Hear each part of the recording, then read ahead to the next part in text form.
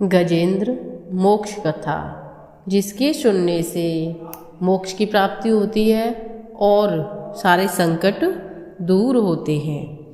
गजेंद्र मोक्ष की कथा भागवत पुराण में आती है, जिसमें ग्राह और गजेंद्र के युद्ध का वर्णन है, जिसमें गजेंद्र भगवान श्री हरि यानी कि विष्णु की स्तुति करता है कि वह उसे ग्राह के चंगुल से मुक्त करवाएं। भगवान विष्णु उसकी स्तुति से प्रसन्न होकर वहाँ प्रकट हुए और उसे ग्राह से मुक्त करवाया था।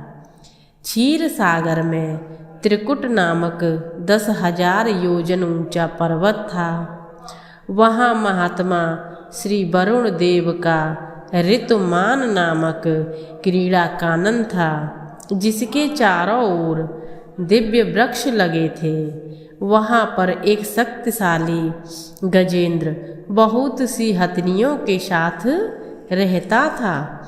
एक दिन गजेंद्र बहुत से हाथियों के साथ वहाँ स्थित सरोवर पर पहुँचा। गजेंद्र की गंध को सूंघकर सिंह, सर्प, अजगर आदि हिंसक पशु डर के मारे भाग गए और उसकी कृपा अनुग्रह में भालू, गीदड़, बंदर, हिरण आदि छोटे छोटे पशुओं निर्भय होकर घूमने लगे। गजराज कमल पराग से मिश्रित जल को सूंघता।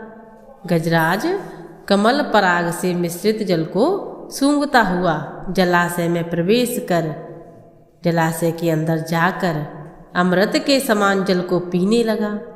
उसके पश्चात थकावट को दूर करने के लिए अपनी सूंड में जल भरकर अपनी देह पर डालने लगा और अन्य हाथियों के साथ जल क्रीड़ा में मगन हो गया। देव योग से उसी जलाशय में रहने वाले बलिग्राह ने उसका पांव पकड़कर गहरे जल में खींच लिया। गजराज की सहायता करने के लिए अन्य हथनियों ने उसे खींचा, लेकिन कोई भी उसका सहायक ना हो सका। 1000 वर्ष तक युद्ध चलता रहा। कभी गजेंद्र ग्राह को खींच लेता तो कभी ग्राह गजेंद्र को पानी में खींच लेता, अंदर की ओर खींच लेता।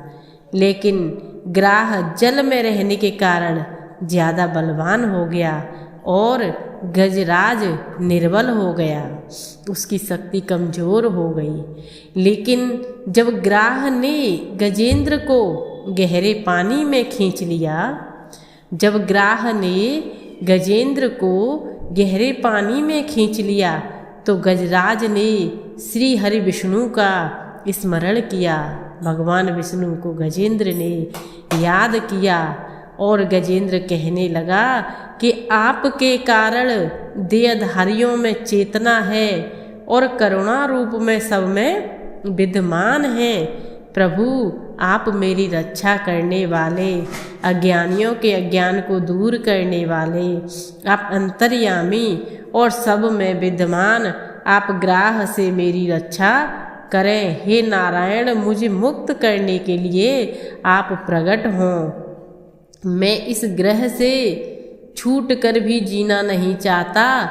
मुझे इस मूढ़ योनि से छुड़ाने के लिए आप प्रकट हों। हे प्रभु, मैं अपनी शरण में आया हूँ, मेरा उद्धार करें। हे प्रभु, मैं आपकी शरण में आया हूँ, मेरा उद्धार करें। गजेंद्र की स्तुति सुनकर नारायण भगवान प्रसन्न हुए और गरुड़ पर बैठकर वहाँ पहुँचे जहाँ गज और ग्राह में युद्ध हो रहा था। भगवान नारायण को देखकर हाथी ने सूंड में एक कमल लेकर नारायण भगवान को नमस्कार किया। भगवान ने ग्राह से ग्रसित हाथी को सरोवर से खींचकर चक्र द्वारा ग्राह के मुंह को फाड़ दिया और गजेंद्र को बचा लिया।